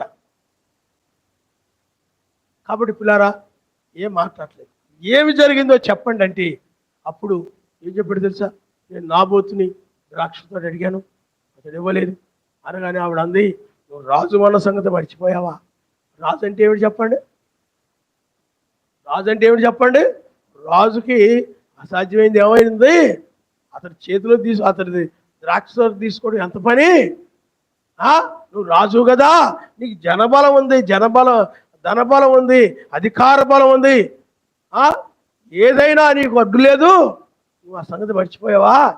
ఉండు, ఎందుకెవడో చూస్తానని అబద్ధ సాక్షులు రాజును దూషించినట్లుగా కొంతమంది, రాజును నాబోతు దూషించినట్లుగా అబద్ధ సాక్షులు పెట్టి, అబద్ధ సాక్షి ఎంత భయంకరమైనది చూడండి. అబద్ధ సాక్షులు పెట్టి అంటే, ఇగో నేను తీర్పు దగ్గరికి మిమ్మల్ని అందరూ పిలుస్తాను, మీరు నాబోతు రాజును తిట్టినట్లుగా దూషించినట్లుగా మీరందరూ కూడా సాక్ష్యం చెప్పండి. మీకు ఎంత కావాలంటే అంత ఇస్తామని. కానీ మేము తిట్టినట్టు వినలేదయ్యా, కానీ డబ్బు కోసం మీరు విన్నట్టుగా చెప్పాలి అందామె. చెప్తాం అలాగైతే అన్నారు. దాన్ని అబద్ధ సాక్షులు అంటారన్నమాట. ఏమి దూషించకపోయినా దూషించినట్టు చెప్పడం ఏంటి చెప్పండి? అబద్ధ సాక్షులు పెట్టింది. అబద్ధ సాక్షులు ఏమన్నారంటే, నాబోతు ద్రాక్ష తోట విషయం, నాబోతు రాజును దూషించాడని వాళ్ళు చెప్పారు. అప్పుడు దాన్ని బట్టి నాబోతుని ఏం చేశారు చెప్పండి? చంపేశారు. అందువల్ల బలము కలిగిన వారు అబద్ధ సాక్షులు పెట్టి, ఏమంటే ధనము కలిగిన వారు ధనాన్ని ఇచ్చి అబద్ధ సాక్షులు పెట్టి జనబలాన్ని తమ వైపు తిప్పుకొని ఏదైనా చేయగలరు వాళ్ళు. ధన బలము చేత ఏదైనా అవ్వగలరు వాళ్ళు. నీకు అర్థమైందా? ధన బలము చేత, కుల బలము చేత, లేకపోతే బంధు బలము చేత, రాజకీయ బలము చేత చాలామంది పదవులు సంపాదించుకుంటారు. అర్థమైందా మీకు? అది కాదు. నాబోతు ఆయన ఎన్నికలో ఉన్నవాడు. హల్లెలూయా. ఎవరి బలము లేదు అతడికి, అతడు బలహీనుడు. తిరగబడి ఏమని చేశాడా? చేయలే. అబద్ధ సాక్షులు నా మీద పెట్టి ఇలా చేస్తారని తిరగబడ్డాడా? లేదు. ఎదిరించాడా? లేదు. చంపేశాడు. బలహీనుడు కానీ అతడి పక్షముగా సర్వశక్తిమంతుడు నిలబడ్డాడా? ఆయన నామనిస్తాడు. అందుకనే బలహీనుల పక్షంగా నిలబడతాడు. అందుకనే ఆహాబు, యెజబెలు వారి యొక్క రక్తాన్ని కుక్కలు నాకుతాయి అని చెప్పాడు. ఆయన నామనిస్తాడు. హల్లెలూయా. అందువల్లే మన పక్షంగా ఆయన నిలబడేవాడు. అంతేగాని బలహీనుడైన నాబోతు వెళ్ళి కలబడలేదు. ఏమండి? ఆహాబు మీద తిరగబడలేదు, యెజబెలు మీద తిరగబడలేదు, ఏమీ చేయలేదు. తన బలాన్నంతా ఉపయోగించలేదు. తను తెలిసిన వాళ్ళందరినీ పిలుచుకొని వచ్చి ఆహాబు మీదకి వెళ్ళలేదు, ఏమీ చేయలేదు. ఆయనకు అప్పగించుకున్నాడు. ఆయన నమ్మనిస్తాను. అయ్యా, నేను ఎలాగ న్యాయవంతుడునో, ఎలాగ యథార్థవంతుడునో, ఏ విధంగా సత్యవంతుడునో నీకు తెలుసు ఆయన. వాళ్ళు ఎలాగ అన్యాయస్తులు, ఎలాగ అబద్ధ సాక్షులు పెట్టారు. వాళ్ళు జనాలందరూ కూడా జనబలాన్ని ఉపయోగించి నన్ను అన్యాయస్తులు ఎలాగ తీర్పు తీర్చారో నీకు తెలుసు ఆయన అని వాళ్ళు చంపినప్పుడు ప్రార్థన చేసుకుని కళ్ళు మూసాడంతే. సర్వశక్తిమంతుడే వాళ్ళని శిక్షించాడు. అందులో బలహీనుల పక్షముగా ఏర్పరచబడిన వారి పక్షంగా ఆయన ఉంటాడు. మరి ఆయన్ని అన్యాయపు తీర్పు తీర్చారు. ఆయన లోకరీతిగా బలము లేదు, ఎన్నిక లేదు. ఆయనతో పాటు ఉన్న వాళ్ళందరూ కూడా పారిపోయారు. ఇటు ప్రాణం పెడతామన్న వాళ్ళు ఏమైపోయారు చెప్పండి? చెట్టుకొకరు పుట్టుకొకరు అయిపోయారు. ఆయన శిష్యులు చెప్పుకోవడానికి ముందుకు రావట్లా. ఆయన ఎవరో మాకు తెలియదు అంటున్నారు. అలాంటి పరిస్థితి. మెస్సీని తీసుకుని వెళ్ళి న్యాయపీఠం ఎదుట పిలాతు లేకపోతే హేరోదు నిలబెడితే ఆ ప్రజలందరూ కూడా బరబ్బా పక్షంగా నిలిచారు.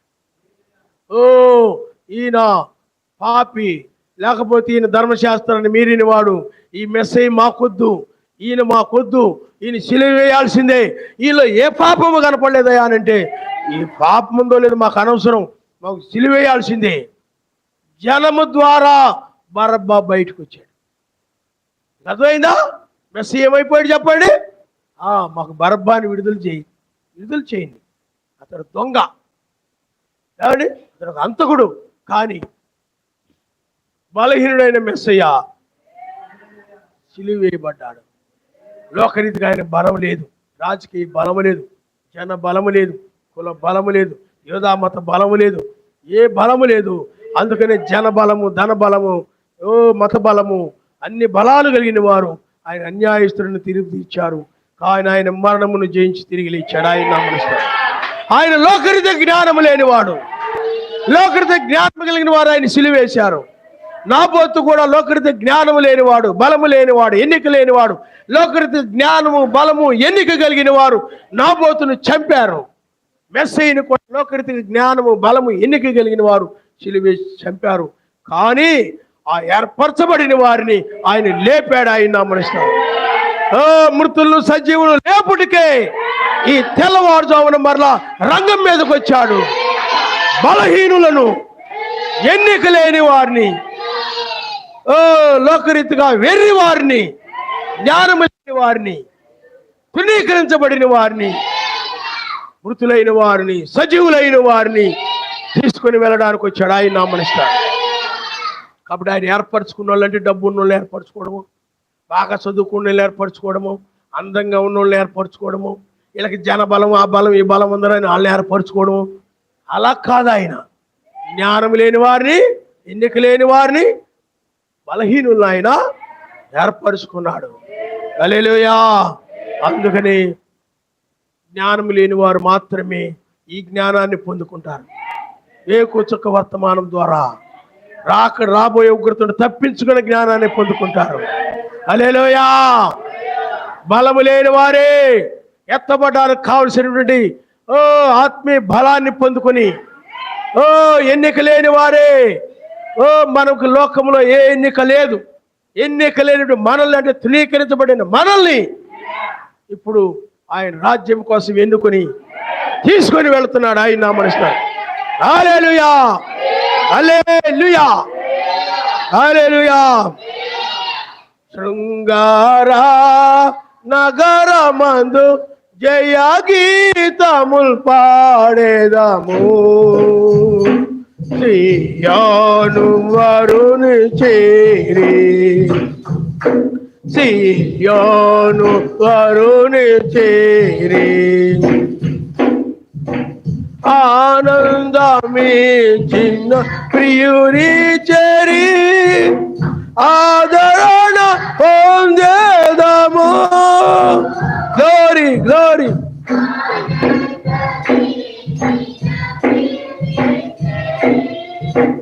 ఆదరణ పొందేదము.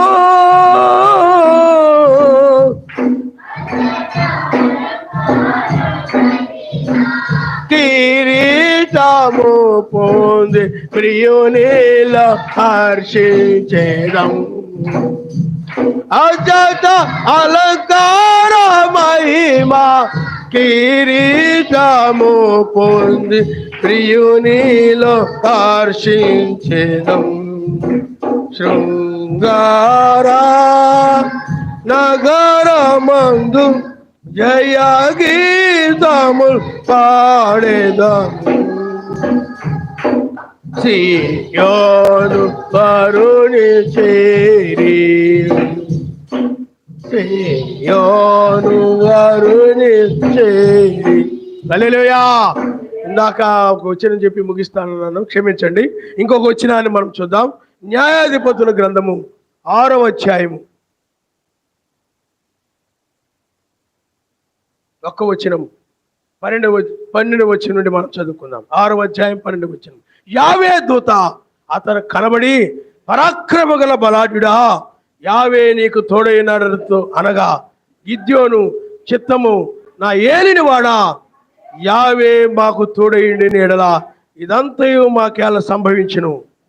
యావే ఐగుప్తులో నుండి మమ్మల్ని రప్పించినని చెప్పుచు మా పితరులు మాకు వివరించిన ఆయన అద్భుత కార్యములని ఏమాయను. యావే మమ్మల్ని విడిచిపెట్టి మిథ్యానీయుల చేతికి మమ్మను అప్పగించినని అతనితో చెప్పెను.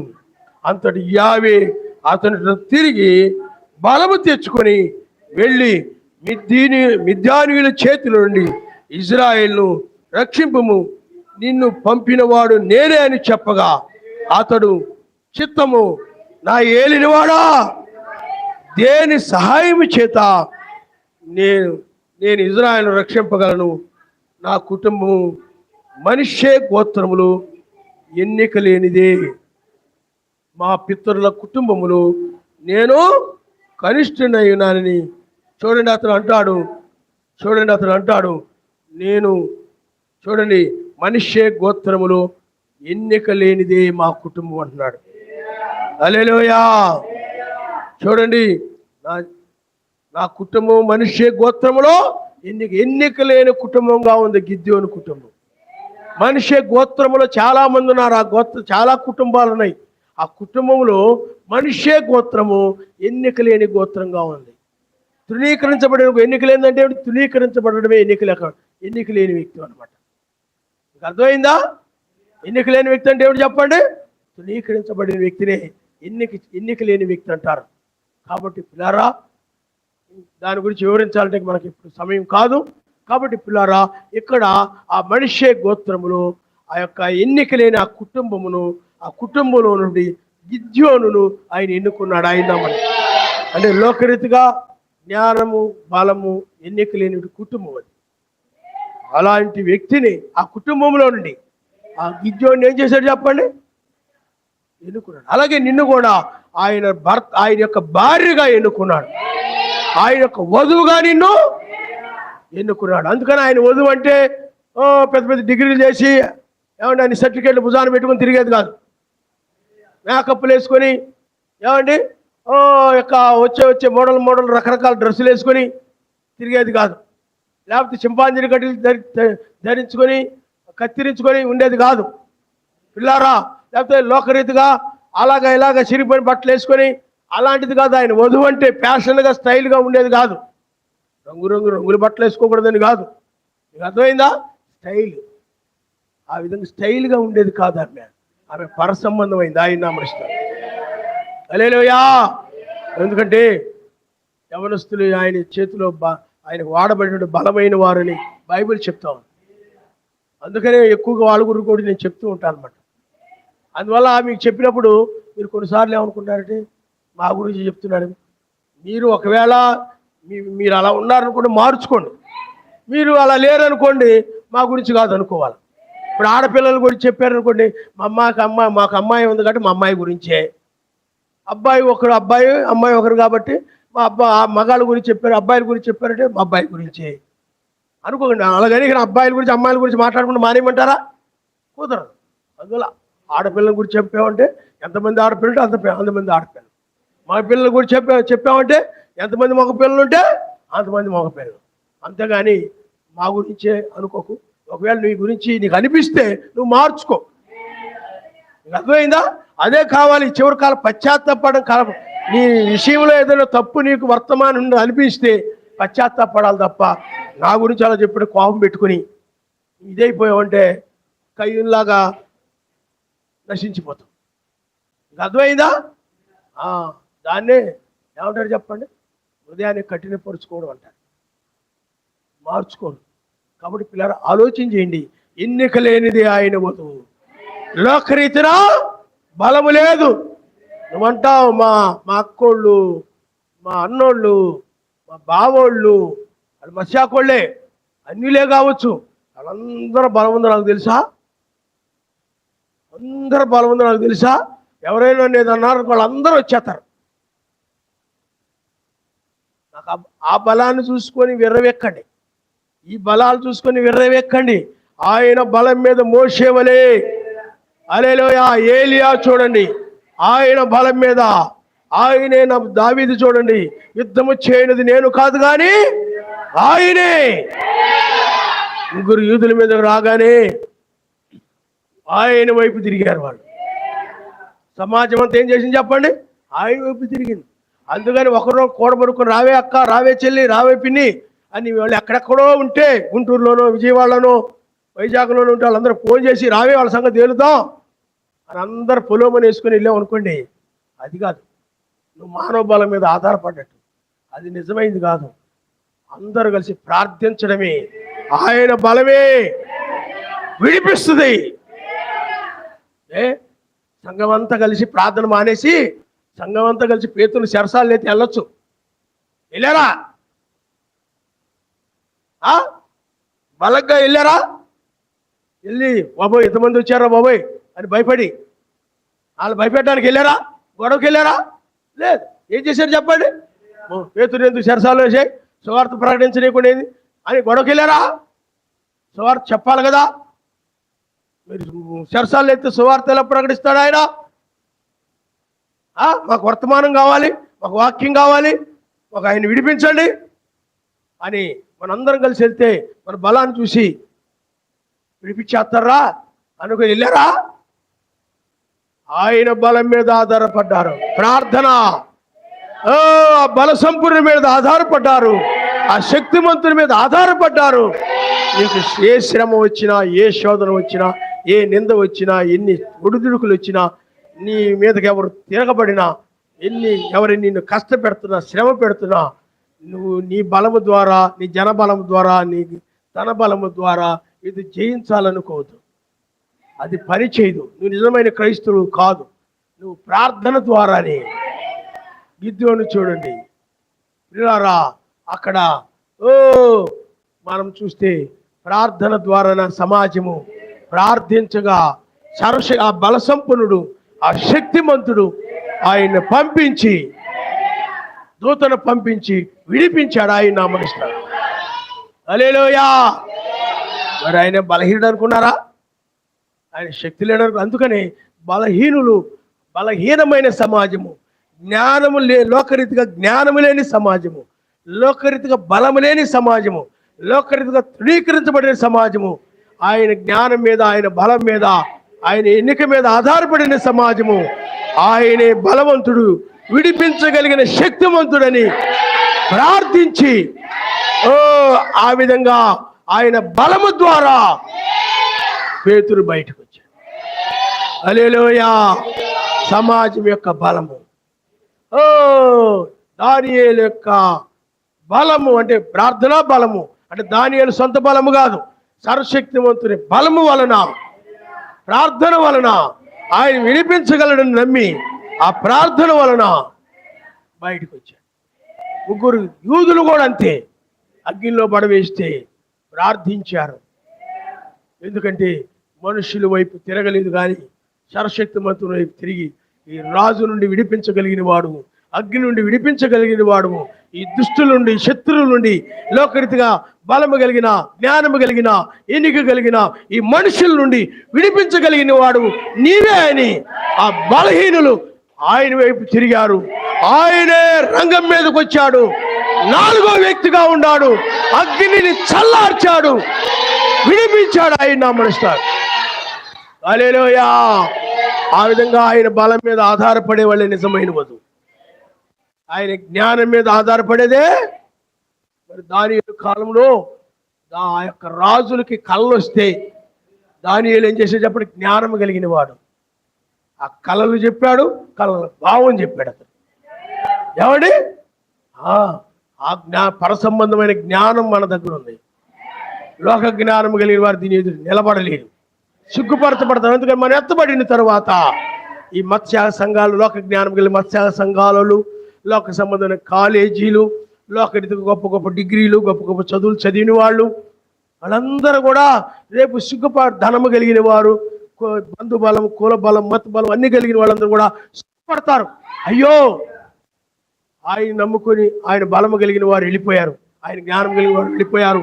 కానీ మన జ్ఞానం మనం రక్షించలేదే, మన సర్టిఫికేట్లు మనం రక్షించలేదే, మన బంధువులు మనం రక్షించలేదే, మన కులం మనం రక్షించలేదే, మన ధనం మనం రక్షించలేదే, ఏది కాపాడలేదే అని వాళ్ళు చదువుకున్న పుస్తకాలు, సర్టిఫికేట్లు, డబ్బు, బంగారము అన్నీ కూడా బయటపడేస్తారు, సిగ్గుపడతారు.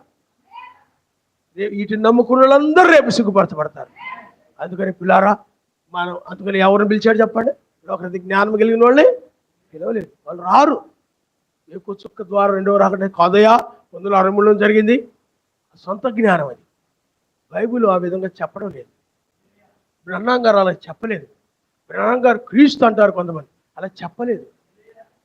ఏమండి, బ్రహ్నాం గారు క్రీస్తు అని ఒప్పుకోలేదు. ఈ విధంగా మానవ జ్ఞానం, సొంత జ్ఞానంతో అనేక బోధలు వచ్చాయి. అందుకనే ఆ బోధలు నమ్మిన వాళ్ళందరూ చాలా బలంగా ఉన్నారు, ఎక్కువ మంది ఉన్నారు. అందుకని అబద్ధం వైపు ఎక్కువ మంది ఉంటారు, చాలా బలంగా ఉంటుంది. అబద్ధమైంది చాలా బలమైన జనంగా ఉంటారు. అందుకని తీర్థం సంఘాలు చూడండి, దుర్బోధ సంఘాలు, మత్స్యాక సంఘాలు ఎన్నో ఉన్నాయి, కానీ సత్యంలో ఉన్న మనమే కొద్దిమంది. బ్రహ్నాం గారి సంఘాల్లో దుర్బోధలో ఉన్నారు అనేక సంఘాలు ఉన్నాయి. అబద్ధం వైపు అనేక మంది ఉంటారు, సత్యం వైపు ఉండేది కొద్దిమంది. ఆయన ఏర్పరచుకునే వారు కొద్దిమంది. హల్లెలూయా. ఆ దుర్బోధలు నమ్మేవాళ్ళు ఎక్కువ మంది ఉన్నారు. తత్వాన్ని నమ్మేవాళ్ళు ప్రపంచంలో కోట్ల మంది ఉన్నారు. 1963లో రెండవ రాకడ జరిగిన దుర్బోధన నమ్మేవాళ్ళు అనేక మంది ఉన్నారు. కానీ వేకు చుక్కర ద్వారా రాకడ జరుగుతుంది నమ్మేవాళ్ళు కొద్ది మంది. వధువు ద్వారా రాకడ జరుగుతుందని నమ్మేవాళ్ళు చాలా మంది ఉన్నారు. రెండవ రాకడ జరుగుతుందని దుర్బోధ, వధువు ద్వారా నీతి సూర్యుడు రాకడ జరుగుతుందని, 1000 ఏళ్ల పాలనలో ఉన్నామని ఎత్తబడి జరిగిపోయి అలాంటి బోధనలు నమ్మేవాళ్ళు చాలా మంది ఉన్నారు. అబద్ధాన్ని, అసత్యము ఎక్కువ మంది నమ్ముతారు, సత్యం కొద్ది మంది. హల్లెలూయా, హల్లెలూయా. చివరికి వచ్చేసరికి కొద్ది మంది మాత్రమే నమ్ముతారు. మోషే వర్తమానాన్ని చూడండి, అనేక మంది నమ్మారు. అందుకని ఎఫెసు సంఘాలు పౌలు కాలంలో పౌలు వర్తమానం అనేక మంది నమ్మారు. కానీ అదే వర్తమానం చివరి కాలంలో కొద్ది మందే. అన్ని దుర్బోధలే. అందువల్ల లోకరీతిగా బలవంతుల్ని, లోకరీతి జ్ఞానం కలిగిన వారిని, లోకరీతి ఎన్నిక కలిగిన వారిని ఆయన ఏర్పరచుకోలేదు. వాళ్ళు ఆయన స్వాస్థ్యము కాదు. కానీ లోకరీతిగా జ్ఞానము లేనివారు, ఎన్నిక లేనివారు, బలహీనులు, వాళ్ళని ఏర్పరచుకున్నాడు. వాళ్ళే ఆయన స్వాస్థ్యము. ఆ స్వాస్థ్యాన్ని స్వీకరించడానికి వేకు నక్షత్రముగా ఆయన రంగం మీదకి వచ్చాడు. కాబట్టి నువ్వు జ్ఞానము లేని, లోకరీతిగా జ్ఞానము లేని, ఎన్నిక లేని, బలము లేని, నువ్వు ఒక వెర్రి వధువుగా, బలహీనమైన వధువుగా, ఎన్నిక లేని వధువుగా ఉన్నట్లయితే నువ్వు ఖచ్చితంగా ఆయన ఎదుర్కొనివ్వబడతావు. బైబిల్లో బలహీనులని మనం చూసాం, జ్ఞానం లేని వారిని మనం చూసాం, తృణీకరించబడిన వారిని మనం చూసాం, తృణీకరించిన వారిని మనం చూసాం, బలవంతులు మనం చూసాం. ఏదైనా చేయగలననేటువంటి, ఎందుకంటే వాళ్ళు రాజకీయంగా ఆ బలం ఈ బలం చూసుకుని గర్వంతో ఉంటారు. మనం ఏదైనా చేయగలం అనుకుంటారు. ఎవడైనా ఏదైనా మన జోలికి వచ్చినా మన వాళ్ళందరూ వచ్చేస్తారా, మనకు ఆడు తెలుసు, ఈడు తెలుసు, ఆ డిపార్ట్మెంట్ తెలుసు, ఈ డిపార్ట్మెంట్ తెలుసు అని అలా అడ చూసుకొని ఏమండి వెళ్ళిపోతుంటారు గొడవలకి. వధువు ఎలా వెళ్ళదు, ఆయన మనిస్తారు. హల్లెలూయా, హల్లెలూయా. మనం ఎవరి బలం మీద మనము కాదు, మన బలము ప్రార్థనే. మన బైబిల్లో యెహోషాపాతు ఉన్నాడు. శత్రువులు చాలా బలముగా చుట్టూ వస్తున్నారు. అతడు జ్ఞానము లేనివాడు, యుద్ధం ఎలా చేయాలో తెలీదు, బలహీనుడు, అంత బలము లేదు, అంత సైనిక బలము లేదు. ఏమండి ఆ దేశాలన్నీ తృణీకరించబడ్డాడు అతడు. కానీ అతడికి ప్రార్థనే ఆధారం. అయ్యా నీవే మాకు దిక్కు, నీవే మాకు ఆధారం అని చెప్పి ఆ ప్రార్థించినప్పుడు ఆ బల సంపన్నుడు వచ్చి యుద్ధములో యుద్ధము చేయకుండానే విజయం పొందారు. ఆయన నమస్కారం. హల్లెలూయా. అందుకనే ఆయన మీద ఆధారపడు. ఏ కష్టం వచ్చినా, ఏ శ్రమ వచ్చినా, ఏ నింద వచ్చినా, ఏ అవమానం వచ్చి ఏది వచ్చినా ఆయనే సహాయం చేయగలడని ఆయన మోకరిల్లి ప్రార్థన చేయి. ఆయన దూతలను పంపించి నీకు సహాయం చేయగలిగిన వాడు. హల్లెలూయా. ఆయన జ్ఞానాన్ని ఆధారం చేసుకో, ఆయన వాక్యాన్ని ఆధారం చేసుకో, ఈ వర్తమానాన్ని ఆధారం చేసుకొని నడువు. నీ సొంత బుద్ధిని, సొంత జ్ఞానాన్ని, సొంత ఊహల్ని అవి ఊహించుకొని, వాళ్ళ మీద వీళ్ళ మీద అవి ఊహించుకొని వాళ్ళకి వీళ్ళకి దూరంగా ఉండడమో, వాళ్ళకి వీళ్ళతో మాట్లాడుకుండడమో, ఆ విధంగా నువ్వు నశించిపోవడమో జరుగుతుందమ్మా. ఆ విధంగా ఉండవద్దు. నీ సొంత ఊహలు బట్టి నడవద్దు.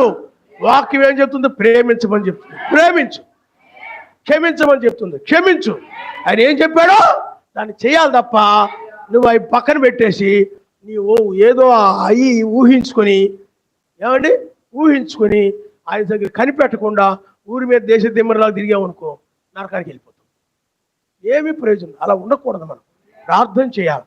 తల వంచుకోండి, మనం ప్రార్థన చేద్దాం. ప్రార్థించడం వల్ల ఆయన చూడండి పరిశుద్ధాత్మని మీదకి వస్తుంది. పెంతెకొస్తు పండుగ నాడు వాళ్ళు ప్రార్థిస్తూ ఉన్నప్పుడు పరిశుద్ధాత్మ చేత నింపబడ్డారు. వాళ్ళు ఆ ప్రార్థనలోనే ఆత్మీయ బలం వస్తాయి. ఆత్మీయ బలం. హల్లెలూయా. ఆ ఆత్మీయ బలము కోసమే పౌలు వీళ్ళందరూ కూడా ఎడారులకి, అలా భక్తులు ఆ యొక్క కొండల మీదకి, అరణ్యాలకు వెళ్ళి ప్రార్థించారు. యోహాను వీళ్ళందరూ కూడా తల్ల వంచుకొని మనం ప్రార్థన చేద్దాం. హల్లెలూయా. నా బలం వల్ల కాదు కానీ నాయన, నా శక్తి వల్ల ఇది జరగదు నాయన. నాయనా, ఓ నీవే నా ఆధారము, నీవే నా బలము. ఏదో నా సొంత బలం ద్వారా నేనేమి చేయలేను.